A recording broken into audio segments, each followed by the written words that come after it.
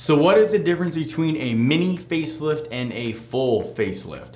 So a full facelift involves manipulating and lifting the deep cheek tissues to treat jowls. So a full facelift starts by making an incision in front of and behind the ear.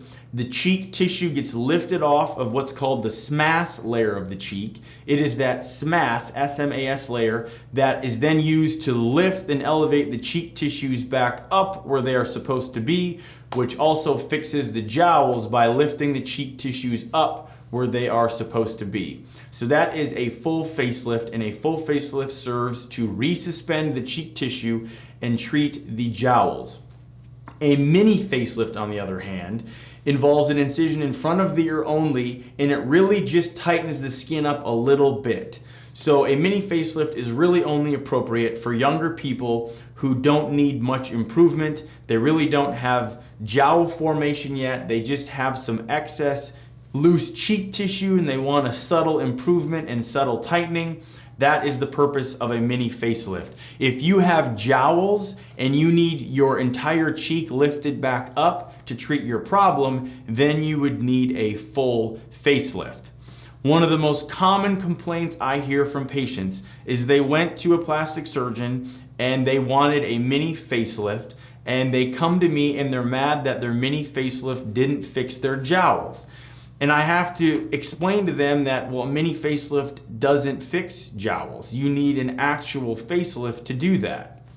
And then it comes down to semantics, right? Well, what's mini versus full facelift? And we're all gonna disagree on the difference between a mini and a full facelift. Some people like to call a mini facelift a full facelift. Some people like to call a regular facelift a mini facelift. What matters is what we actually do when we are performing the surgery. And the way that I define it in my practice is, if you want a mini facelift, you're going to get a mini result, and you should have mini complaints about your jowls, meaning you didn't get a facelift that was designed to treat your jowls. So if I tell you you need a full facelift to fix your jowls and you decide to go with a mini facelift instead, then don't complain when your jowls aren't fixed, okay? So a mini facelift defines and describes a procedure in our practice that only involves a little bit of cheek tightening and is usually only appropriate in younger patients in their 30s to 40s. Once you get into your 50s and 60s and start developing jowls,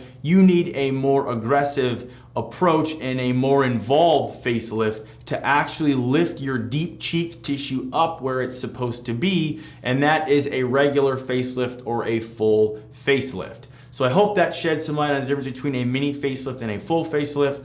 Before you go sign up for mini facelift, just make sure that it is most likely going to achieve your goals. Otherwise, you are wasting your time and money on a mini facelift if you're hoping that it's going to solve all your facial aging problems, because a mini facelift simply does not have the power to solve all of your facial aging problems. All a mini facelift will do is tighten up some of the skin here. And if someone tells you that they do more than that in a mini facelift, then they're essentially doing a full facelift but calling it a mini facelift, which is a great marketing strategy, because then patients can tell their friends, hey, I didn't get a full facelift, I just had a mini facelift, don't judge me. So I would rather be very clear with what we're doing, and if you need a full facelift and you get a full facelift, that's what we are gonna call it, but you can tell your friends whatever you wanna tell them. So think of it that way.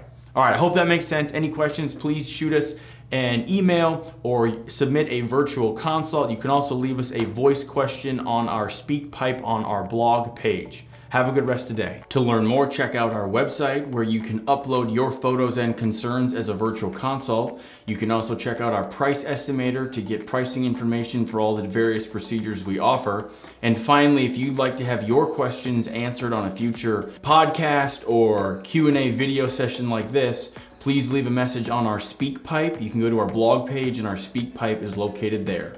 Thanks for listening.